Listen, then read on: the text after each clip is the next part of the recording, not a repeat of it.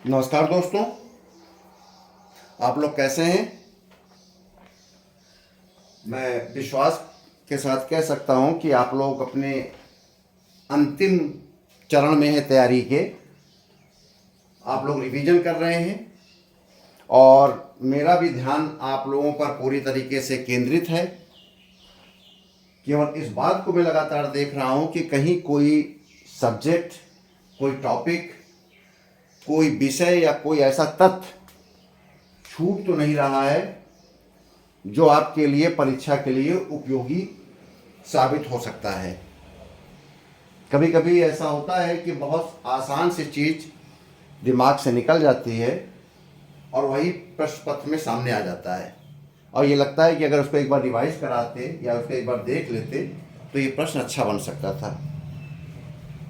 उसी कड़ी में आज मैंने अभी जब प्रश्न पत्र को उठाया, विगत वर्ष के या सिलेबस को देखा, तो सिलेबस का जो पाठ्यक्रम है और जो प्रश्न पत्र है, तृतीय प्रश्न पत्र वित्तीय नियमों का, उस प्रश्न पत्र का नाम है उत्तर प्रदेश वित्तीय नियम संग्रह एवं कार्यालय प्रक्रिया संबंधी नियम। यानी कि ये उत्तर प्रदेश वित्तीय नियम संग्रह, उत्तर प्रदेश वित्तीय नियम संग्रह का मतलब क्या हो गया? Financial handbook volume 2 part 2 to 4, financial handbook volume 3 यात्रा भत्ता, फाइनेंशियल हैंडबुक वॉल्यूम 5 पार्ट 1 वित्तीय नियम संबंधी। और इसी में ही जीपीएफ के भी नियम हैं, इसी में पेंशन के भी नियम हैं और इनके लिए इनसे ही निकाल करके सामान्य भविष्य निधि नियमावली 1985 बनाई गई और सिविल सर्विसेज रेगुलेशन बनाया गया। तो इनसे आपके प्रश्न वित्तीय हस्त पुस्तिका से और सीएसआर से और आपके सामान्य भविष्य निधि से पूछे जाएंगे, जो आपका सिलेबस है। इसके अतिरिक्त उसने कहा कार्यालय प्रक्रिया संबंधी नियम। उन्होंने कहा कि आपको कार्यालय प्रक्रिया के बारे में भी जानकारी होनी चाहिए। कार्यालय का संचालन कैसे होता है, कार्यालय में का रखरखाव कैसे होता है, कार्यालय में कौन कौन से अधिकारी होते हैं, कार्यालय का इंफ्रास्ट्रक्चर कैसे होता है, पत्रों का लेखन कैसे होता है, क्योंकि कार्यालय पत्रों से और रजिस्टर और पंजिकाओं पत्रावलियों से मिलकर बनता है। तो कौन कौन से पत्र लिखे जाते हैं, पत्रों के प्रकार क्या है, उन पत्रों का उद्देश्य क्या है, कौन कौन से पत्रावलियाँ रखी जाएंगी, रजिस्टर रखे जाएंगे, जिनसे मिलकर कार्यालय बनता है। ठीक है, किस प्रकार के अधिकारी तैनात होते हैं, कैसे कैसे उनके कर्तव्य दायित्व होते हैं, कालाध्यक्ष क्या है, विभागाध्यक्ष क्या है, डीडीओ क्या है, ये सब मैंने आपको बता रखा है। फाइनेंशियल हैंडबुक के सारे फाइनेंशियल हैंडबुक को आपको मैंने बता रखा है। ऐसा कोई टॉपिक नहीं है सिलेबस का जो आपने तैयार ना किया हो और प्रत्येक टॉपिक में ये ना लिखा हो कि ये किस पुस्तिका में है। आप मोटा मोटा उतना ही याद रखेंगे और उतना लिख के आएंगे तो एग्जामिनर जान जाएगा कि आपको वित्तीय नियमों की जानकारी है, आप एक अच्छे सरकारी कर्मचारी हैं। ठीक है, कार्यालय प्रक्रिया संबंधी नियम में एक प्रश्न आ सकता है, उसमें कोई पत्र के बारे में आ सकता है, कार्यालय के संचालन के बारे में आ सकता है, कार्यालय में रखे जाने वाले पंजिकाओं के बारे में आ सकता है, एक अच्छे आलेख के बारे में प्रश्न आ सकता है कि कैसे अच्छी ड्राफ्टिंग की जाए, कैसा भी प्रश्न बन सकता है। तो मैंने आपके स्क्रीन में ये देखिए मैंने प्रस्तुत किया है कि कार्यालय प्रक्रिया में किन किन बातों का ध्यान रखना चाहिए। तो देखिए, किसी भी कार्यालय में डाक प्राप्ति पंजीकरण वितरण पंजिका होती है, आप सबको पता है, शुरुआत ही वहीं से होती है। जब कोई कार्यालय में सबसे पहला कमरा घुसते ही सबसे पहला कमरा डाक प्राप्ति के रखा जाता है ताकि कम से कम कार्यालय में न्यूसेंस हो। लोकल डाक आएगी या डाकी आएगा, वहीं पर डाक देगा, तो वो एक डाक प्राप्ति होगा, उस डाक प्राप्ति रजिस्टर में उसको चढ़ाया जाता है, उसका पंजीकरण किया जाएगा, फिर उसके बाद अधिकारी के हस्ताक्षर के लिए मार्किंग के लिए जाएगी। बड़ा बाबू उसमें जिससे संबंधित होगा उसका नाम लिखेगा, अधिकारी के सामने प्रस्तुत करेगा। अधिकारी की मर्जी है कि बड़े बाबू से मार्किंग कराए या खुद मार्क कर दे। अगर वहाँ का कार्यालय अधीक्षक जो होता है, जिसे हम बड़े बाबू कहते हैं, अगर कार्यालय अधीक्षक ने नाम लिख दिया किस किस पटल से संबंधित है, किसी अनुभाग संबंधित है, तो भी कार्यालय अध्यक्ष चाहे तो उसको बदलाव कर सकता है। तो उसके पश्चात हस्ताक्षर करने के पश्चात फिर वो डाक आती है, डाक को चढ़ाकर कर्मचारीवार बांटा जाता है। पत्रावलियों का रजिस्टर, पूरे कार्यालय में जितनी पत्रावलियां चल रही होती हैं, हर कार्यालय की कार्य की प्रक्रिया अलग अलग होती है। निर्माण कार्यों के कार्यालयों की प्रक्रिया अलग होगी, संयोजन कार्यालय की प्रक्रिया अलग होगी, कृषि विभाग की अलग होगी, ट्रेजरी के कार्यालय की प्रक्रिया अलग होगी। तो वहाँ पर जिस जिस प्रकार की पत्रावलियाँ तैयार की जाती हैं उनका एक रजिस्टर होगा।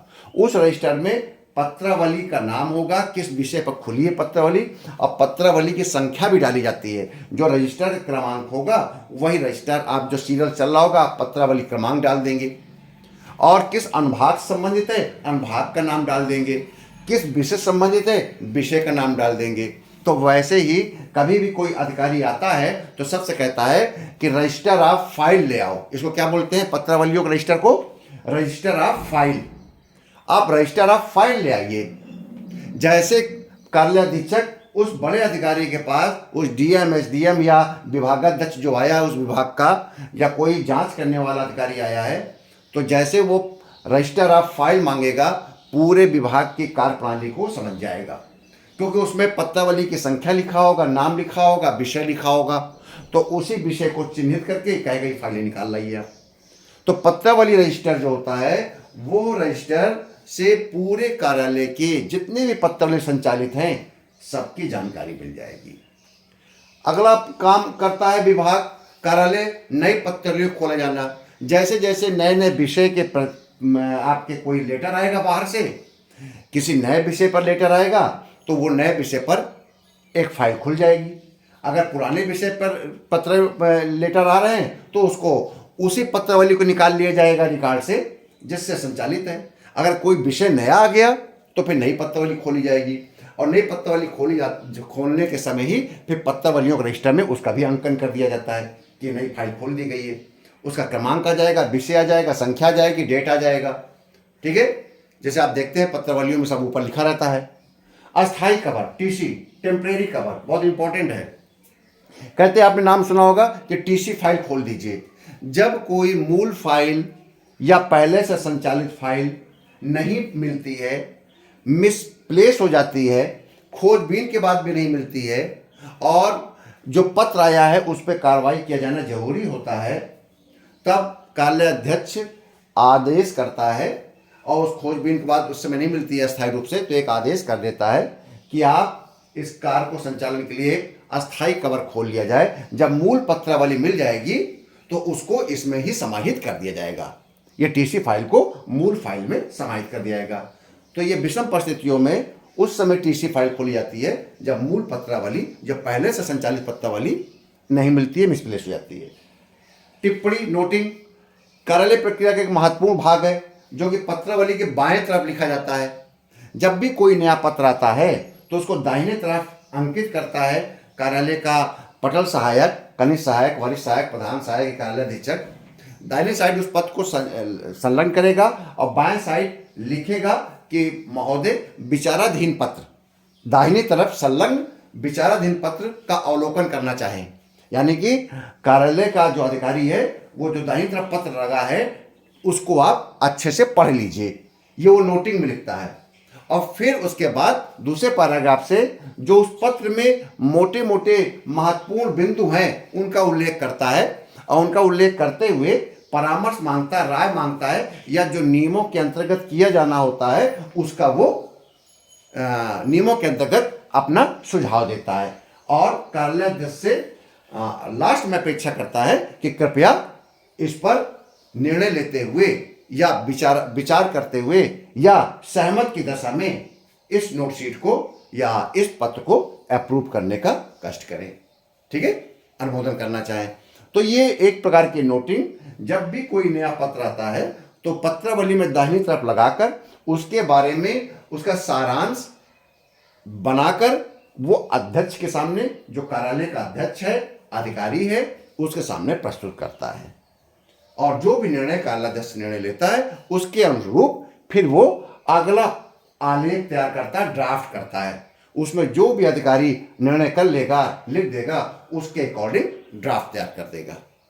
और वो ड्राफ्ट फिर जाएगा अधिकारी के पास, तो उसको बोलते हैं डीएफए, ड्राफ्ट फॉर अप्रूवल। कोई भी पत्र, एक अच्छे कार्यालय में कोई भी पत्र सीधे हस्ताक्षर नहीं कराना चाहिए, बल्कि उसका डीएफए बनाना चाहिए, ड्राफ्ट फॉर अप्रूवल बनाना चाहिए, यानी कि रफ पत्र का आलेख तैयार कर देना चाहिए और उसमें लिखना चाहिए नोटशीट में, महोदय दाहिनी तरफ आलेख का प्रारूप प्रस्तुत है या डीएफए प्रस्तुत है, अनुमोदन के लिए आलेख प्रस्तुत है। यदि आप सहमत हों तो हस्ताक्षर करना चाहें, तो अगर वो उसके ड्राफ्टिंग से संतुष्ट होता है तो ठीक है, हस्ताक्षर करता है। अन्यथा उसमें जो भी संशोधन की जरूरत होती है तो अपने कलम से अधिकारी उस आलेख में संशोधन कर देता है और पत्रावली को संबंधित अनुभाग को वापस कर देता है। उसको ध्यान में रखते हुए, जो भी संशोधन किया अधिकारी ने, उसको ध्यान रखते हुए पुनः टंकण किया जाता है आलेख को, और स्वच्छ आलेख हस्ताक्षरार्थ प्रस्तुत करता है अधिकारी के समक्ष। ये सारा काम नोटिंग में जरूर लिया जाता है। ठीक है, तो आप ये समझ गए कार्यालय की प्रक्रिया क्या है। अब अच्छे आलेख के गुण क्या है, कैसे अच्छा ड्राफ्ट पेपर में आ जाता है, कि आलेख से आप क्या समझते हैं और आप बताइए कि अच्छे आलेख के क्या गुण होने चाहिए। तो आलेख को हमेशा शुद्ध होना चाहिए, यानी कि सबसे पहले देखिए अधिकारी आप जब कोई ड्राफ्ट बना के ले जाते हैं तो मात्रा ढूंढता है, ई ऊ ऐ हैं हो, ये सब में कमियां ढूंढता है। फुल स्टॉप कहाँ लगा है, कामा कहाँ लगा है, कहाँ लगना चाहिए, क्या इन्वर्टेड कामा में होना चाहिए, इन सब चीज़ों को देखता है और पहले ड्राफ्ट इसी में करता है। तो यानी कि ड्राफ्ट जो हो हमेशा शुद्ध हो, क्लरिकल मिस्टेक, वर्तनी की कमियां ना हो, गड़बड़ी ना हो। इसीलिए आपके सामान्य हिंदी पेपर में वर्तनी पूछी जा रही है, अधिक से अधिक शब्दों को पूछा जा रहा है। आप सरकारी कर्मचारी अधिकारी हैं तो चिट्ठियां बनाएंगे तो आपको अगर अपने हिंदी से अच्छा तैयार कर रखा है तो फिर आप ये वर्तनी नहीं करेंगे। अतिशयोक्त कैसे लिखा जाएगा, उज्ज्वल कैसे लिखा जाएगा, कवित्री कैसे लिखा जाएगा, पूजनीय या पूजनी कैसे लिखा जाएगा, पूज्य कैसे लिखा जाएगा। इसीलिए नंबर 2, पूर्णता। पत्र हमेशा पूर्ण होना चाहिए। पत्र पढ़ने पर यह ना लगे कि ये पत्र पूर्ण नहीं लग रहा है, इसमें बहुत सी चीज़ें छूटी हुई हैं। पूरी तरह से इस प्रकार से पत्र हो कि उसकी अपनी बात बहुत ही स्पष्ट रूप से समझ में आ जाए। नंबर 3, स्पष्टता। बात जो किया जाए बहुत क्लियर हो, कोई गूढ़ शब्दों का इस्तेमाल ना किया जाए, क्लिष्ट शब्दों का इस्तेमाल ना किया जाए, ऐसा ना इस्तेमाल किया जाए जिससे कि अर्थ और अनर्थ दोनों निकल रहा हो, या चीज़ें बहुत सी अस्पष्ट रह जाएं। एक पहलू खोल दिया गया, दूसरे पहलू के बारे में विस्तार से बताया नहीं गया, तो दूसरा पहलू के बारे में पत्र के हमेशा संदेह बना रहे। भाषा सरल होनी चाहिए, भाषा बहुत ज़्यादा ऐसी नहीं होनी चाहिए जिससे कि आम आदमी उसको समझ ना पाए। संक्षिप्त, पत्र हमेशा संक्षिप्त हो जिससे कि जो उसका उद्देश्य है, जो उसका सार है वो स्पष्ट होना चाहिए। बार बार एक ही बात को पत्र में नहीं दोहराया जाना चाहिए। नम्रता और शिष्टता। पत्र पढ़ते समय इस प्रकार का सरकारी पत्र हो जिसमें नम्रता और शिष्टता, कृपया, महोदय, कष्ट शब्द को इस्तेमाल करते हैं। ठीक है, इसीलिए आदेशात्मक पत्र नहीं होना चाहिए। चाहे आप देखिएगा, चाहे शासनादेश हो, आप रिमाइंडर हो, किसी प्रकार का हो, कभी भी बहुत ही आदेशात्मक पत्र नहीं लिखे जाते हैं। आप देखिएगा शासनादेशों में लिखा होता है मुझे यह कहने का निर्देश प्राप्त हुआ है, कभी नहीं कहता है कि मैं आपको ये आदेशित करता हूँ। ठीक है ना, मुझे कहने का निर्देश प्राप्त हुआ, यानी कि मैं आपको आदेश वादेश नहीं दे रहा हूँ, मुझे कहने का निर्देश प्राप्त हुआ है, महामहिम राज्यपाल महोदय ने मुझे ये निर्देश दिया है, इसलिए मैं आपको चिट्ठी भेज रहा हूँ। तो नम्रता शिष्टता पत्र में आना चाहिए। उत्तम शैली, शैली अच्छी हो, अच्छी ऐसी भाषा का इस्तेमाल किया जाए जो सतही ना हो। आपका एक प्रकार का जो एक शासकीय पत्रों में जिन शब्दों का इस्तेमाल करना चाहिए उन शैली के द्वारा किया जाना चाहिए। उत्तम पुरुष का इस्तेमाल करना चाहिए, सीधे सीधे संबोधन नहीं होना चाहिए, तो शैली अच्छी होनी चाहिए। तो ये आप अगर पेपर में लिख देंगे अच्छे आलेख के गुण तो आपको अच्छे नंबर मिलेंगे। एक प्रश्न आ सकता है, इसलिए मैं कह रहा हूँ क्योंकि आपके पत्र का, आपके सिलेबस का, आपके पेपर का नाम ही है उत्तर प्रदेश वित्तीय नियम संग्रह एवं कार्यालय प्रक्रिया संबंधी नियम। तो कार्यालय प्रक्रिया का नियम है ये सब, ठीक है। अब आता है प्रश्न पूछ सकता है कि आलेख से आप समझते हैं और कितने प्रकार के आलेख होते हैं, यानी कि कितने प्रकार के पत्रों को बनाया जाता है सरकारी कार्यों में। तो आप ये देख लीजिए, शासनादेश, शासकीय पत्र, अशासकीय पत्र, अशासकीय पत्र। अब आप ध्यान रखिएगा, शासकीय पत्र, अशासकीय पत्र। अशासकीय पत्र का मतलब ये मत सोचिएगा कि किसी प्राइवेट आदमी को चिट्ठी जा रही हो, ठीक है। दो व्यक्ति आपस में बातचीत कर रहे हो, प्राइवेट आदमी, तो वो अशासकीय पत्र होता है। अशासकीय पत्र से आशय शासन जब अपने ही किसी अनुभाग को पत्र भेजता है तो उसे अशासकीय पत्र कहते हैं। शासन के अंदर जब पत्र जाएगा तो वो अशासकीय पत्र है। मान लीजिए वित्त विभाग ने अपने ही शासन में पत्र भेज रहा है व्यय विभाग को, या अपने ही ऑडिट विभाग को भेज रहा है, तो अशासकीय पत्र है, ठीक है। एक सेक्शन से दूसरे सेक्शन में जब पत्र जाता है और चिट्ठी लिखा जाता है तो उसको अशासकीय पत्र कहते हैं। अशासकीय पत्र का आशय मतलब ये नहीं है कि वो प्राइवेट पत्र हो गया, ठीक है। आप लिखेंगे जब शासन के अंतर्गत, जब विभाग के अंतर्गत एक विभाग अपने ही किसी एक अनुभाग से दूसरे अनुभाग में या एक डिवीजन से दूसरे डिवीजन में अपने ही विभाग के अंतर्गत जब पत्राचार करता है तो उसे हम अशासकीय पत्र कहते हैं। कार्यालय ज्ञापन, कार्यालय आदेश, विज्ञप्ति, अधिसूचना, प्रेस विज्ञप्ति, ये सब मैं आपको बता चुका हूँ, पढ़ा चुका हूँ। इसका मैंने आपको सभी प्रकार के प्रारूप बना दिए हैं। ध्यान रहे, जब पेपर में आता है ड्राफ्ट करिए, प्रारूप बनाइए, तो प्रारूप का मतलब ये नहीं है कि आप केवल नक्शा और खाका बनाएंगे। आप पत्र बना के आएंगे, आप अपना कंटेंट डाल के आएंगे। वो एक प्रकार का ड्राफ्ट है। ड्राफ्ट का मतलब आलेख है, ड्राफ्ट का मतलब नमूना नहीं है, ठीक है। आप नमूने के रूप में भी आप उदाहरण जरूर दीजिएगा, पत्र को पूरा लिख कर आइएगा। पेपर में अगर कंटेंट मिल जाए तो आप उस कंटेंट को लिखेंगे, अगर कंटेंट नहीं मिलता है तो आप अपना कंटेंट बनाकर आपको लिखना है। मुख्य रूप से उसको, पत्र को लिखने के तरीके से नंबर मिलने हैं। किस प्रकार से, कहाँ पर प्रेषक आएगा, कहाँ पर सेवा में आएगा, कहाँ पर पत्रांक आएगा, कहाँ पर दिनांक आएगा, कहाँ पर भावधी आएगा, कैसे आप पैराग्राफ बनाएंगे, कैसे आप पत्र बनाते समय कहीं किसी प्रकार की आपने कोई क्लर्कल मिस्टेक तो नहीं किया है, आपको काटना तो नहीं पड़ा है, आपको ने ऐसा कोई काम तो नहीं किया जिससे कि पत्र में नहीं होता है। आपने देखा होगा जब आप सरकारी पत्र लिखते हैं कि आप काटते पीटते हैं, आप तुरंत पत्र को तुरंत डिस्ट्रॉय करते हैं और नया पत्र बनाते हैं। छोटी सी मात्रा भी अगर गलत हो जाता है तो आपका अधिकारी कहता है जाओ दोबारा टाइप करके लाओ, ठीक है।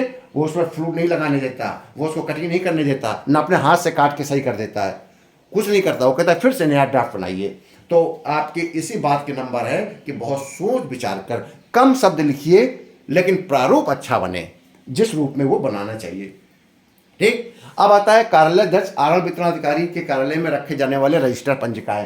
पेपर में कई बार पूछा जा चुका, पूछा जाएगा कि डीडीओ के कार्यालय में या रजिस्ट्रार के कार्यालय में या कुलपति के कार्यालय में या किसी कार्यालय अध्यक्ष के कार्यालय में कौन कौन से रजिस्टर रखे जाते हैं, ठीक है। आपको बताया कि दो प्रकार के रजिस्टर होते हैं। एक तो पत्रावलियों के रजिस्टर जिनमें सारे पत्रावलियां चढ़ी रहती हैं, एक होता है रजिस्टर ऑफ द रजिस्टर्स। एक रजिस्टर में कार्यालय में जितने रजिस्टर रखे जाते हैं उन सब का उल्लेख उस रजिस्टर में होगा, ताकि बड़ा अधिकारी या कार्यालय अध्यक्ष या जांचकर्ता अधिकारी या इंस्पेक्शन ऑफिसर आएगा तो दो चीज मांगेगा, फाइल ऑफ द फाइल्स ले आइए and register of the registers ले आइए, फाइल ऑफ द रजिस्टर ले आइए, ठीक है। ये दो चीज ले आइए, files of the register and register of the register. इन दोनों में फाइलें और रजिस्टर मिल जाएंगे।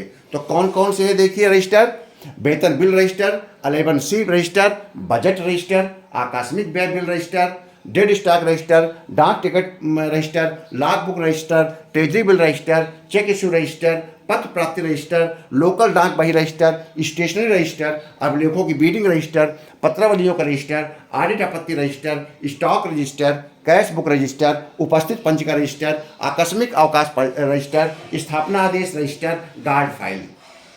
ये कम से कम मैंने इतने रजिस्टर बता दिए हैं, अगर आएगा तो आप लिख दीजिएगा। इनमें से किसी भी रजिस्टर के बारे में आपको कोई जानकारी चाहिए या आपको लगता है कि इनमें से किसी चीज़ के बारे में आपको थोड़ा विस्तार से बता दूं जिससे कि आप वहाँ पर अच्छे से कर सकें, तो आप ज़्यादा ज़्यादा टिप्पणी करिएगा। पेपर आपके सामने, मैं जान रहा हूँ कि आप लोग बहुत व्यस्त हैं, लेकिन आप मोनोटोनस की स्थिति से बाहर निकलिए और आप मेरे वीडियो को अधिक से अधिक कमेंट्स कीजिए, जिससे मुझे लगे कि आप लोग जग रहे हैं, आप लोग मेहनत कर रहे हैं, आप लोग परीक्षा के तैयार हैं। जिस प्रकार से आप 10 दिन 15 दिन पहले सजग रूप से अपनी टिप्पणियां कर रहे थे, तो परीक्षा में जाने से पहले आज और कल अधिक से अधिक टिप्पणियां कीजिए, जिससे कि मुझे लगे कि मेरे ये अभ्यर्थी बिल्कुल से सजग हैं और तैयारी के लिए कमर कस के तैयार हैं और प्रयागराज के लिए प्रस्थान करने वाले हैं। ठीक है, बहुत बहुत शुभकामनाएं आपको, और आप लोग इस परीक्षा को अच्छे से दीजिए, पूरी तरह से दीजिए। आपको मैं अंतिम रूप से एक वीडियो और प्रस्तुत करूंगा शनिवार की शाम को, ताकि आप इतवार को जब पेपर में बैठें तो पूरे की तरह आत्मविश्वास के साथ बैठें। बहुत बहुत धन्यवाद।